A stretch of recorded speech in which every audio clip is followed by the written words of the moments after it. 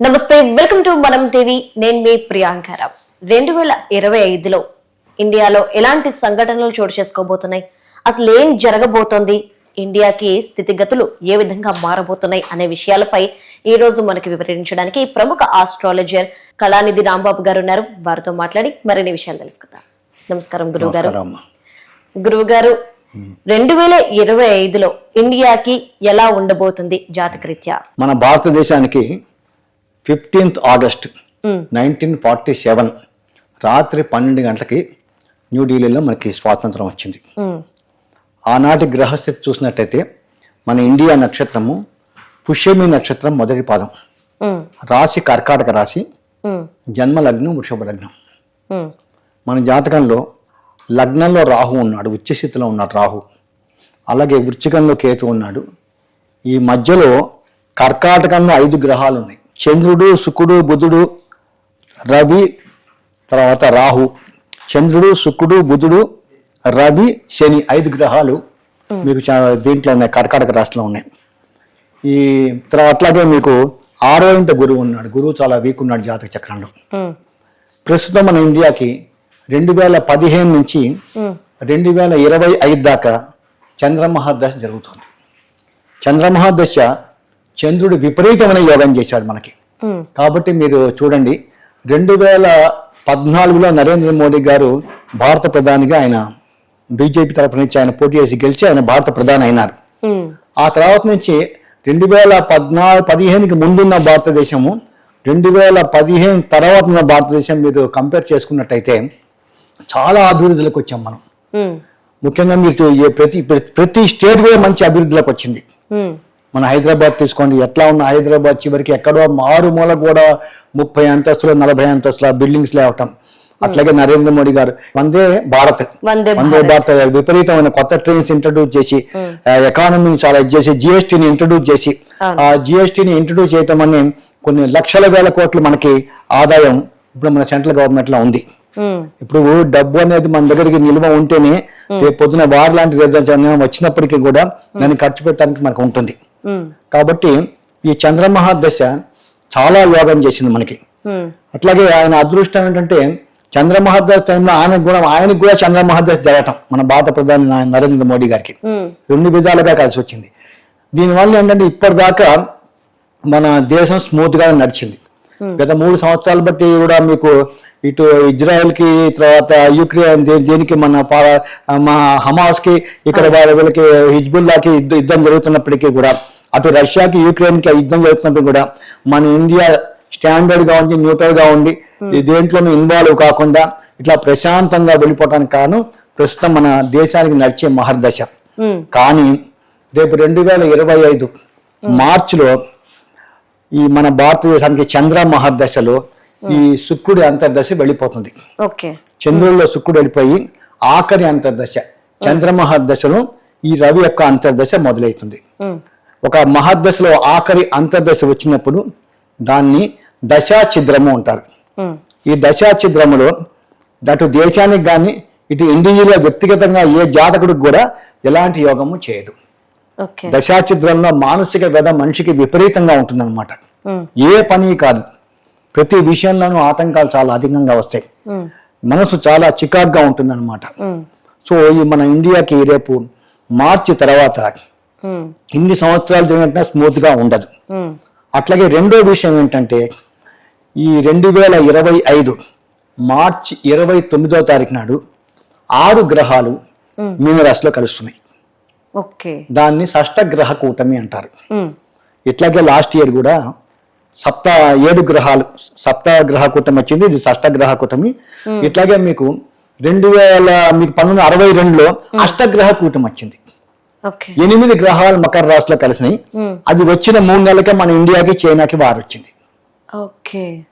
So ఈ షష్టగ్రహ కూటమి ఏమాత్రం మంచిది కాదు. ఇది ఒక మన దేశానికే కాదు, ప్రపంచానికి కూడా మంచిది కాదు ఈ షష్టగ్రహ కూటమి. దీని ప్రభావంతో విపరీతమైన అరాచకాలు, ఈ ట్రైన్ యాక్సిడెంట్స్, ఈ ఫ్లైట్ యాక్సిడెంట్స్, ఈ టెర్రరిస్ట్ అటాక్లు, ఈ యొక్క రాజకీయ దీంట్లో ఒక స్థిరత్వం లేకపోవటం, సడన్ గా వచ్చేసేసి మేము బీజేపీకి సపోర్ట్ మానుకుంటున్నాం అంటారు. అది ఎవరి తప్పు కాదు. గ్రహం ఎట్లా నడిస్తే మనిషి తన జీవితము అట్లా నడుస్తూ ఉంటుంది అనమాట. కాబట్టి అక్కడ ఏంటంటే ఈ షష్టగ్రహ కూటమి వలన మన దేశానికి 2025 ఏమాత్రం అంత అనుకూలంగా ఉండదు. గురువుగారు, ఇంతకు ముందు మీరు చెప్పారు 8 గ్రహాలు ఒకేసారి ఒకే దగ్గర కలవడం వల్ల చైనాకి ఇండియాకి వార్ వచ్చింది. మరి ఇప్పుడు 6 గ్రహాలు కలుస్తున్నాయి కాబట్టి చైనాకి ఇండియాకి మధ్య సంబంధం ఏ విధంగా ఉండబోతుంది? మళ్ళీ ఏమైనా ఇలాంటి యుద్ధాలు చూడబోతున్నామా? అంటే చైనాకి ఇండియాకి యుద్ధం అయితే రాదు. ఎందుకంటే మెయిన్ గా ఏంటంటే ఇప్పుడు చైనాకి రేపు మార్చి 28వ తారీఖు నుంచి ఏలినాటి వెళ్ళిపోతుంది. కాబట్టి గతంలో చాలా వేషాలు వేశారు చైనా. ఇంకా వాళ్ళకి ఎందుకంటే కంట్రీ డెవలప్ చేసుకున్న దీంట్లో ఉంటారు. బట్ ఏంటంటే ఇప్పుడు మెయిన్ గా వస్తుంది ఏంటంటే అక్కడ రష్యా మెయిన్ గా ప్రమాదం రష్యా తోటి యుక్రెయిన్ యుద్ధం ఇదైనప్పుడు ఇందాక నేను చూశాను. ఫ్రాన్స్ మీద కూడా మిగతా దేశాల మీద రష్యా అటాక్ చేయడానికి సిద్ధంగా ఉంది. అలా అటాక్ చేసినప్పుడు ఖచ్చితంగా ఇండియా ఏదో దేశానికి సపోర్ట్ చేయాలి. చేయకుండా నేను కామ్గా ఉంటానంటే మనకు సరిపోదు. ఎందుకంటే ఈ షష్టగ్రహ కూటమి అట్లా ఉంది. దానికి తగ్గట్టుగా మన ప్రధానమంత్రి నరేంద్ర మోడీ గారు కూడా వచ్చే రోజులు అంత ఏం బాలేదు. అది మెయిన్ అనమాట. ఈ షష్టగ్రహ కూటమి ఖచ్చితంగా చాలా ప్రమాదాలు దారితీస్తుంది. నాకు తెలిసి 90% దాకా 3వ ప్రపంచ యుద్ధం రావడానికి అవకాశం ఉంటుంది. అక్కడ ట్రంప్ కూడా ఎవరి మాట విండు. అక్కడ రష్యా పుతిన్ ఆయనకి అసలు ఇప్పుడు దశ ఏమాత్రం అనుకూలంగా లేదు. అతను ఎవరి మాట విండు. ఎందుకంటే ఇప్పుడు గతంలో మిగతా కంట్రీస్ అన్ని కూడా యుక్రెయిన్ కి సపోర్ట్ చేయటం అన్నా అతను ఏకాకి అయిపోయాడు రష్యా అతను. కాబట్టి ఇప్పుడు అతను మనసులో పెట్టుకొని ఆ కక్ష సాధింపు చేస్తున్నాడు. ఇప్పుడు ఆగే ప్రసక్తి లేదు. పైగా ఏంటి, ఈ యుద్ధానికి కుజగ్రహం కారకుడు. మామూలుగా ఒక్కొక్క రాశిలో 45 రోజులు ఉండాల్సిన కుజుడు ఈసారి కేవలం కర్కాటక రాశి, ఈ మిథున రాశి, ఈ 2 రాశుల్లో 9.5 నెలలు ఉంటున్నాడు. అంటే ఆల్మోస్ట్ గా 2025 జూన్ దాకా అక్కడే ఉంటాడు. ఆల్మోస్ట్ గా వచ్చి కూడా 1.5 మంత్ అవుతుంది. ఇప్పుడు 93 రోజులు కర్కాటక రాశిలో ఉంటాడు. వక్రం అంటే గ్రహం ముందుకెళ్ళి వెనకాలకు వస్తుంది. అందులో పాపగ్రహాలు వక్రత్వం చెందితే దానికి త్రిబుల్ పాపత్వం కలిగి ఉంటాయి అన్నమాట. యుద్ధానికి మెయిన్ కారకుడు కుజగ్రహం. ఆయన్ని అగ్నితత్వ గ్రహం అంటారు. మెయిన్ గా ఈ పోలీస్ డిపార్ట్మెంట్, ఈ మిలిటరీ డిపార్ట్మెంట్, ఈ వారు ఇవన్నీ కూడా కుజగ్రహం యొక్క ఆధీనంలో ఉంటుంది అనమాట. సో కాబట్టి ఈ వచ్చే రోజు జూన్ దాకా మనకు చాలా ప్రమాదకరమైన పరిస్థితులు ఉంటాయమ్మా. 2025 ఏమాత్రం ఇండియానే కాదు ప్రపంచంలో ఏ దేశం కూడా శాంతిగా ఉండదు. ఆర్థిక ఇబ్బందులు కూడా రావటానికి చాలా వరకు ఆస్కారాలు ఉంటాయి. ఎందుకంటే దశాఛిద్రం, ఈ పొలిటికల్ స్టెబిలిటీ అనేది ఉండదు. దానికి కారణం ఏంటంటే రాజకీయాన్ని కంట్రోల్ చేసేవాడు సూర్య భగవానుడు.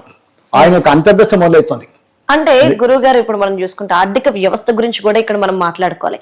నిన్నటి వరకు చూసుకుంటే శత్రు దేశాలకు కూడా చేసాయం చేసిన భారతదేశానికి ఆర్థిక వ్యవస్థ ఏ విధంగా ఉండబోతుంది 2025లో? అవును, షేర్ మార్కెట్ ని కంట్రోల్ చేసేవాడు గురువు. ఆ గురువు అన్న ప్రస్తుతం శత్రుక్షేత్రంలో ఉన్నాడు. ఎక్కడ? వృషభ రాశిలో ఉన్నాడు.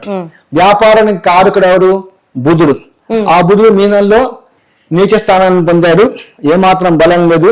అక్కడే శుక్రుడు ఉచ్చ స్థితిలో ఉన్నాడు కాబట్టి నీచభంగ రాజ్యం ఏర్పడింది. ఒప్పుకుంటాను. కానీ ఆర్థిక పరిస్థితి మటుకు అనుకున్నంత ఇదిగా ఉండదు. వ్యాపారం కూడా చాలా డల్ గా నడుస్తుంది 2025 మన దేశంలో. ముఖ్యంగా రియల్ ఎస్టేట్. ఈ రియల్ ఎస్టేట్ ని కంట్రోల్ చేసే గ్రహము కుజగ్రహం. ఈ కుజగ్రహం ఎప్పుడైతే 9 మాసాల పాటు ఆయన ఈ కర్కాటకంలో నీచ స్థానంలో మిథునం మళ్ళీ శత్రుక్షేత్రంలో ఉంటాడో రియల్ ఎస్టేట్ రంగం చాలా అంటే నిదానంగా చాలా మూగబోయినట్టుగా ఎవరు ఫ్లాట్లు కొనటానికి కానీ ఈ ప్లాట్లు కొనటానికి కానీ ఏమాత్రం ఇంట్రెస్ట్ చూపెట్టదు.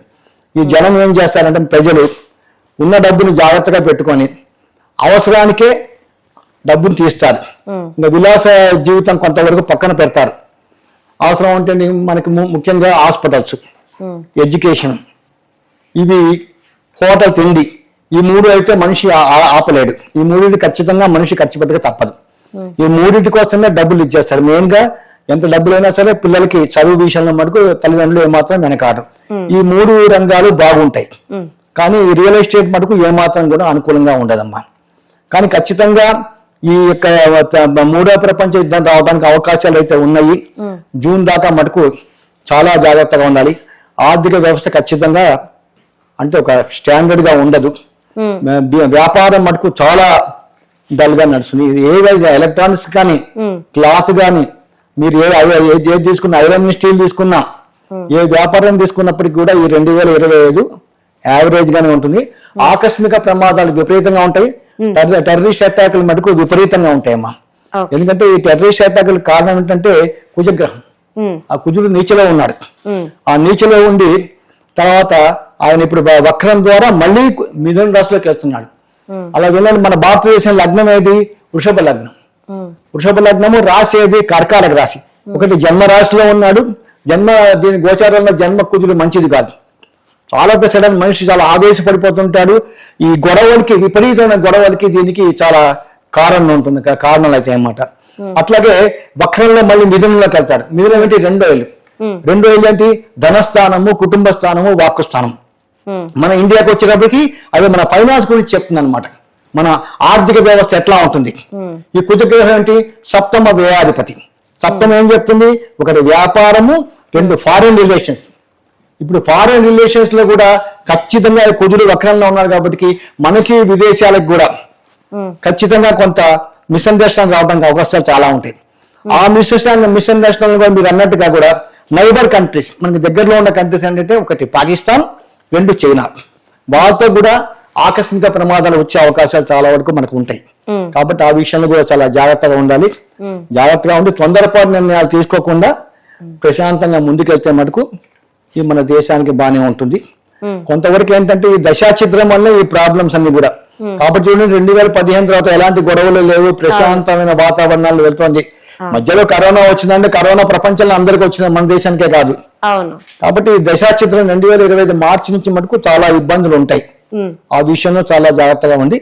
అన్ని విధాలుగా కూడా ప్రభుత్వం సరైన నిర్ణయాలు తీసుకొని తొందరపాటు చర్యలు తీసుకోకుండా ఉంటే ముందుగా స్మూత్ గా ముందుకు వెళ్తానికి ఆస్కారాలు ఉంటాయి అన్నమాట. ఓకే గురుగారు, థ్యాంక్ యూ సో మచ్ గురుగారు.